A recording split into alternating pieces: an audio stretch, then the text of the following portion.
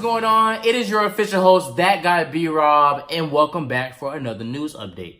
Legendary fashion designer Karl Lagerfeld passes away at the age of 85.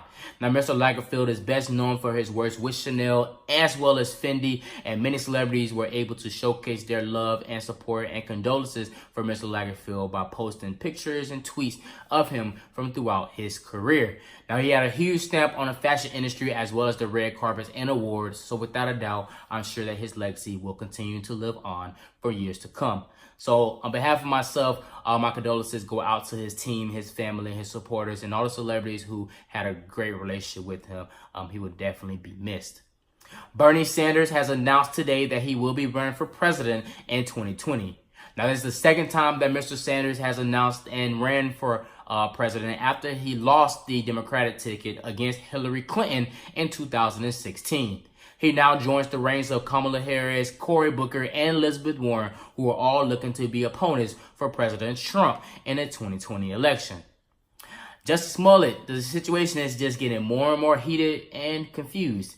It is now looking that it is now going to be reversed, and he will no longer be a victim, but more so a suspect for staging an alleged attack. It's now looking like the brothers and their movements aren't adding up from that night. Police are now looking at Uber routes, looking at the brothers' schedule for that day. It also shows that surveillance showed they arrived in one car and left in another. So it ain't adding up, but it's definitely looking like Jussie has lied about this attack. For what reason, we don't know. It's very saddening, especially because myself and many other celebrities were on social media and, supporting him and saying this wasn't right.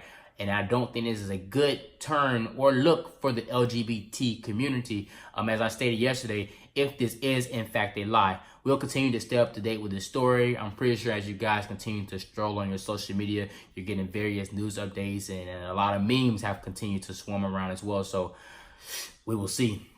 Burberry is the next fashion company designer to be caught up in this racial dispute of creating clothing that is offensive to African Americans.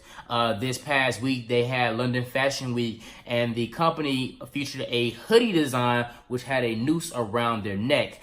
They said that it was a marine theme and that they apologized, but they are aware that it is insensitive and that they made a huge mistake.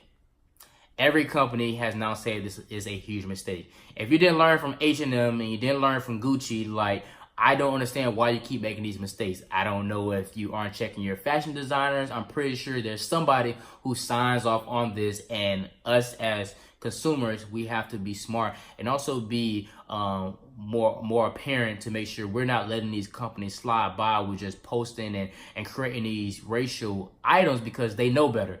I mean, at what given point do you not know better? It's constantly in the news. That should be a warning sign. So anybody who has not been caught in a scandal, you should probably go back and double check and triple check that you don't have anything that can be used or said to be offensive to the African American community or any community for that matter. So do better. An 11-year-old student in Polk County, Florida is now facing misdemeanor charges after he refused to stand for the Pledge of Allegiance. It is being said he was given directions several times, and the student said that not only the flag was racist, but that the national anthem was offensive to black people. I agree with you. I don't say the Pledge of Allegiance. I do stand, or I give some respect. My biggest thing is, although my differences are different from other people, I won't be disrespectful, but I just won't comply and go with it. If I'm at a football game or a stadium, I'll stand, whatever. I'm not putting my hand over my heart. I'm not reciting it. I don't do any of those things. I teach in a school, and my personal opinion is that I don't say the Pledge of Allegiance. My students ask, I give them my real opinion, and that's just how it goes. But for an 11-year-old to be arrested, put in handcuffs, and be charged for a misdemeanor for that doesn't make any sense. Parent me and sure, do that, but not arrest the whole child for refusing to stand for something that is, in fact, racist. R. Kelly's situation is getting more heated. It is now looking like a grand jury has been formed and that they have come across new evidence and a new tape which shows Kelly interacting with a 14-year-old and having sex. And I believe they said that he was also pissing on the 14-year-old as well.